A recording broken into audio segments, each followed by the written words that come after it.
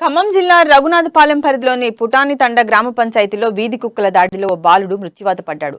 బానోతు రవీంద్ర సంధ్య దంపతుల 5 ఏళ్ల చిన్న కుమారుడు భరత్ వీధిలో పిల్లలతో ఆడుకుంటుండగా సునకాలు దాడి చేసి తీవ్రంగా గాయపరిచాయి. గమనించిన కుటుంబ సభ్యులు హుటాహుటిన ఆసుపత్రికి తీసుకెళ్లినా ఫలితం లేకపోయింది. పసివాడి మరణంతో పుటాని తండాలో విషాద ఛాయలు అలుముకున్నాయి. ఘటనపై అధికారులు వెంటనే స్పందించి గ్రామంలోని వీధి కుక్కలను నియంత్రించే విధంగా చర్యలు తీసుకోవాలని స్థానికులు డిమాండ్ చేస్తున్నారు. ఇక ఇందుకు సంబంధించిన మరింత సమాచారం మా ఖమ్మం ప్రతినిధి గోవింద్ అందిస్తారు.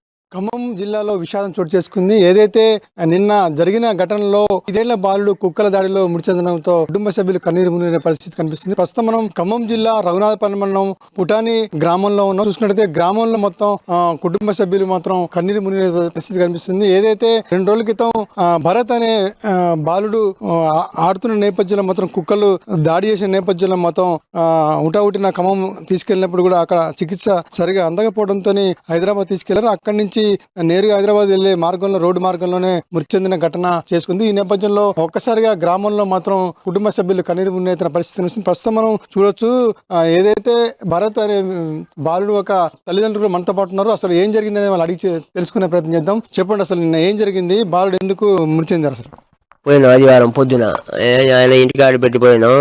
కుక్క ఎప్పుడు కలిసిందో ఏమో. మేము 2 వచ్చినాం. వచ్చి చూస్తే ఇక్కడ రక్తం ఉంది ఏందని అడిగితే నాకు కలిసిందంటే డైరెక్ట్ ఖమ్మం తీసుకెళ్ళినాం. ఖమ్మం తీసుకెళ్లి శ్రీలేఖ హాస్పిటల్లో పోతే ఇక్కడ లేదు ట్రీట్మెంట్, డైరెక్ట్ హైదరాబాద్ అన్నారు. అయితే ఇంకో హాస్పిటల్ జీవన్ రేఖలో పోతే ఆయన బ్లడ్ టెస్ట్ సిటీ స్కానింగ్ తీసి ఇట్లా నార్మల్ ఉంది, దీని ఇక్కడ ట్రీట్మెంట్ లేదు, ఈ నైట్ కల్లా అక్కడ చేరండి మీరు హైదరాబాద్ నిమ్స్ హాస్పిటల్లో చూస్తారు మీకు ఏమైంది అని మాకు అక్కడ రాశారు. మేము ఇంటికి వచ్చి డబ్బులు తీసుకొని పోయేసరికి 11 బస్సు ఎక్కినాం.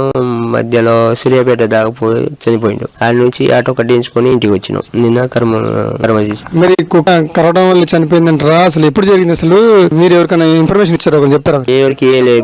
కుక్క కరిచింది. మొన్న అయితే ఒక ఘాటు ఉంది. మొన్న అయితే కుక్క కరిచింది. అంతకుముందు ఎప్పుడు కరిచిందో మాకు చెప్పలేదు. ఆయన కూడా చెప్పలేదు, మేము కూడా చూడలేదు. మొన్న అయితే కుక్క ఘాటు ఉంది చెప్పిండు, తీసుకెళ్ళినాం. మీరు చెప్పండమ్మా, మీరు ఇంటికాడ లేరా? అసలు ఏం జరిగింది? పోయినామయ్యా, నాకు 2 పిల్లగాళ్ళు. మేము కూలికి పోయి వచ్చేసరికి 4 గంటలు ఏమైందయ్యా అంటే నాకు కుక్క కలిసిందని చెప్తే తీసుకుపోయినామయ్యా.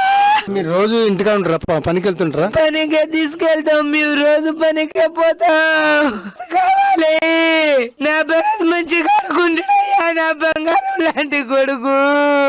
ఎక్కడ చూసినా కనబడట్లేదయ్యా. పొద్దున్న నుంచి మీరు అందరూ వస్తున్నారు, నా కొడుకు పిలుచుకొస్తే నా కడుపు నిండేది. ప్రస్తుతం వాళ్ళ భరత్ వాళ్ళ అన్న కూడా భరత్ అన్న కూడా ఉన్నాడు అని అడిగిద్దాం. చెప్పండి, మీ తమ్ముడు ఎట్లా కనిపించింది కదా మీరు చూసారు? నేను చూడలేదు. ఇంట్లో ఉంటే బయటకు వెళ్ళిండు వాడు. నేను ఇంట్లో ఉన్నా, నాకు చెప్పలేం. మా అమ్మ వాళ్ళు 2ంటికి వస్తే మా అమ్మ వాళ్ళకి చెప్పిండు, తీసుకెళ్లారు.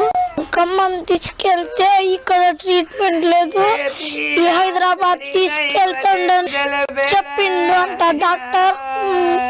మళ్ళీ ఇంటికి వచ్చి డబ్బులు రెడీ చేసుకొని మళ్ళీ ఇంటికి ఈ బస్ ఎక్కిపోతే మధ్యలోనే ప్రాణం. అయితే ఇక్కడ ఏదైతే మండలం తండలో మాత్రం 5 ఏళ్ల బాలుడు చనిపోవడంతో కుటుంబ సభ్యులు మాత్రం కన్నీరు మునిగిన పరిస్థితి కనిపిస్తుంది. అయితే రాష్ట్ర ప్రభుత్వం ఇప్పటికైనా తెలిసి ఏదైతే కుక్కల దాడి రాష్ట్ర వ్యాప్తంగా మన హైదరాబాద్ అంబర్పేటలో లాగానే ఖమ్మం జిల్లాలో కూడా ఇక్కడ కుక్కల దాడి వల్ల కూడా చాలా మంది కూడా చనిపోతున్న పరిస్థితి కనిపిస్తుంది.